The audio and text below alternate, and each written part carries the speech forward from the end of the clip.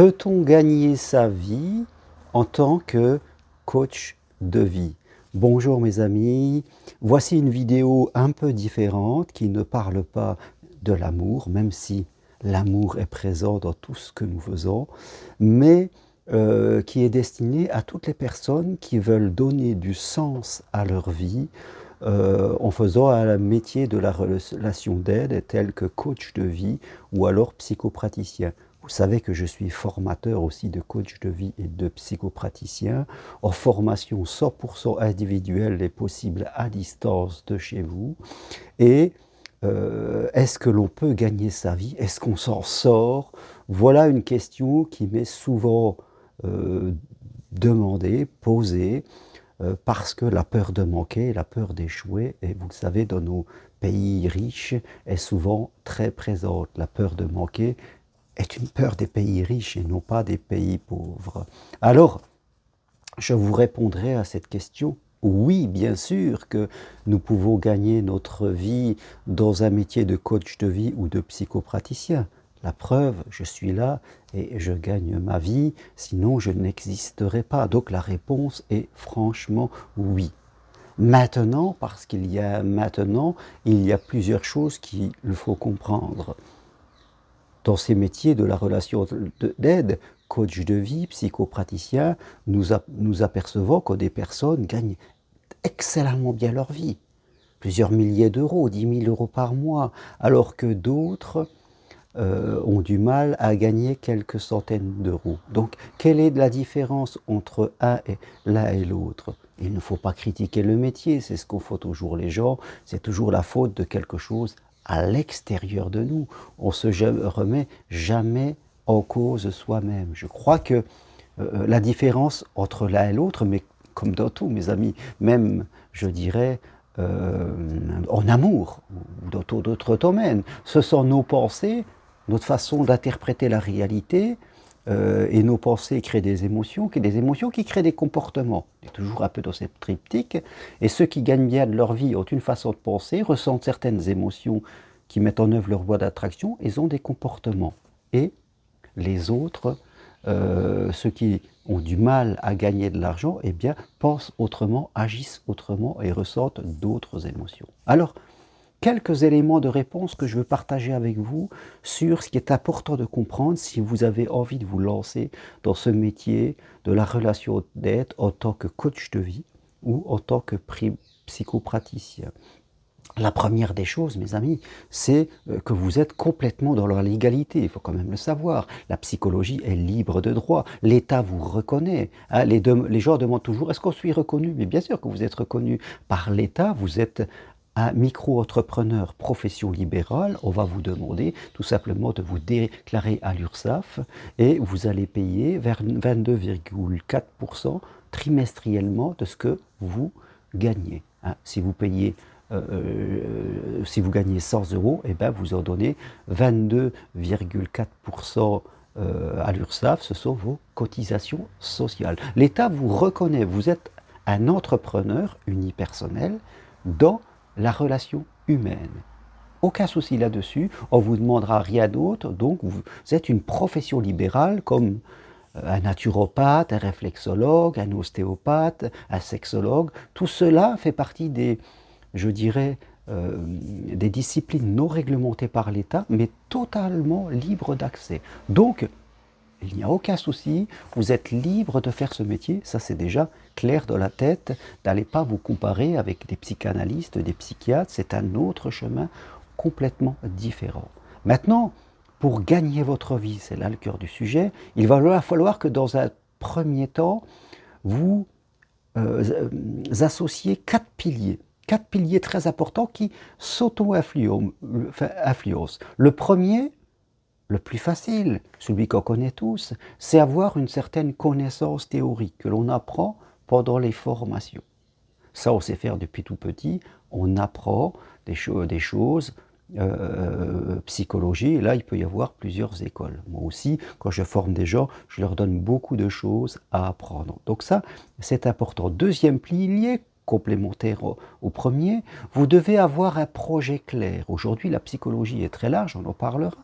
Donc vous devez avoir un projet clair dans quel domaine vous voulez vous investir, quelque chose qui vous plaît et qui est en lien avec ce que vous apprenez. C'est important d'y réfléchir. Troisième pilier, votre identité, vous-même. Il s'agit que ce que vous apprenez, le projet que vous faites, eh bien, vous le portez sur vous-même. Vous, je dirais, vous le ressentez. Vous êtes connecté avec ça. Les gens, quand ils vous voient, ils se disent, ouais, cette personne, elle est cohérente. Moi, je parle beaucoup d'amour parce que l'amour, j'ai beaucoup souffert aussi, mais j'ai appris énormément, que ce soit théoriquement, mais par ma vie.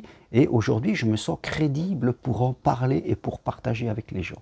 Donc, troisième pilier, votre identité qui correspond à votre projet et à vos apprentissages théoriques. Quatrième pilier, je disais qu'il y en avait quatre, comme quatre pieds d'une table et d'une chaise, eh bien, c'est votre capacité à vous faire connaître, c'est important.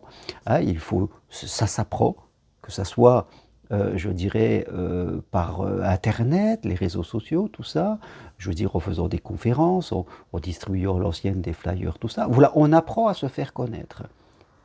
Ce qui est important sur ces quatre piliers, ils sont souvent déséquilibrés. Les gens ont du mal à se faire connaître. C'est ce que je regarde. Les gens, ceux qui ne réussissent pas, ont des projets pas très cohérents, pas très clairs. C'est pas très ce qu'ils font. En tout cas, ils ratissent très large et ce n'est pas connecté à qui ils sont.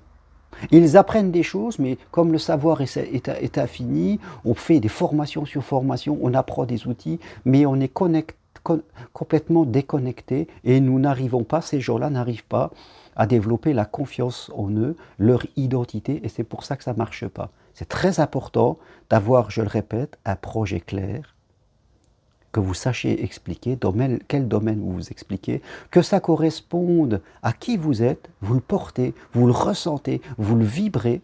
Donc quand on vibre quelque chose, on se sent plus capable d'en parler. On a envie d'aller vers les gens.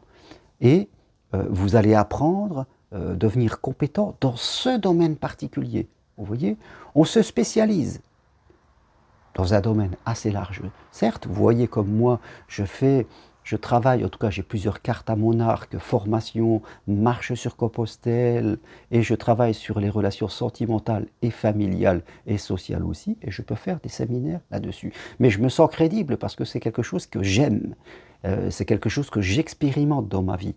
Donc je peux en parler facilement. Vous voyez, ce qui nous crée la confiance, c'est de nous sentir compétents dans un domaine. Mais une compétence, ça se travaille. Donc oui, mes amis, pour gagner votre vie, et c'est tout à fait possible, il va falloir aligner ces quatre piliers, que ce soit la connaissance, le projet clair, connecté à votre identité et savoir en parler, savoir communiquer.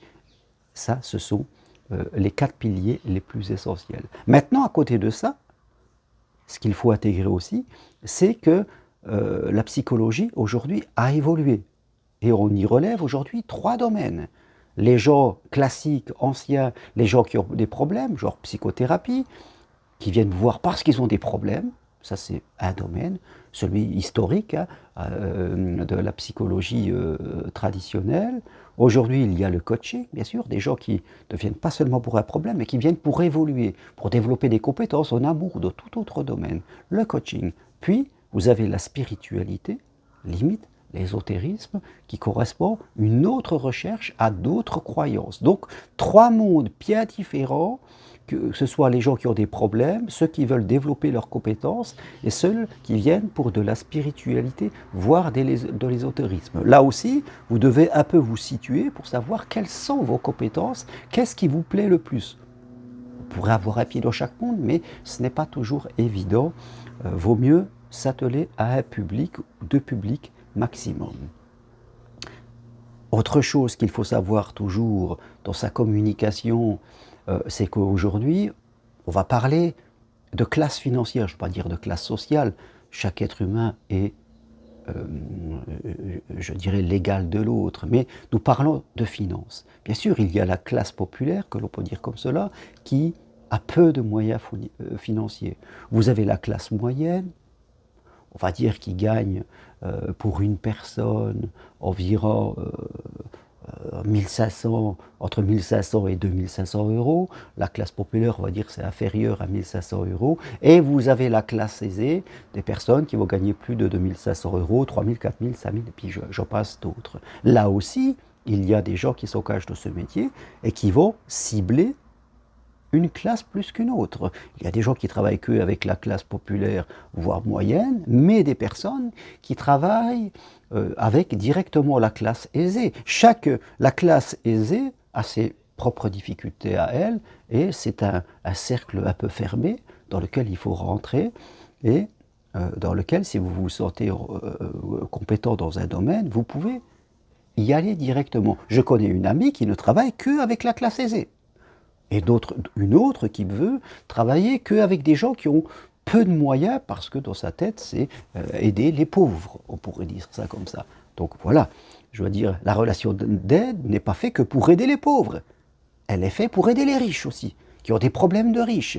Les pauvres ont des problèmes de pauvres, les moyens ont des problèmes de moyens, et les riches ont des problèmes de riches, comme je dirais. Mais les riches, ceux qui ont de l'argent, ceux qui sont aisés, je dirais, ont aussi leurs canaux, ils ont des codes, et il faut apprendre ces codes. Donc vous pouvez vous cibler là-dedans. Vous voyez, ça vous fait voir aujourd'hui que le métier de la psychologie et de la relation d'aide est très vaste, énormément vaste.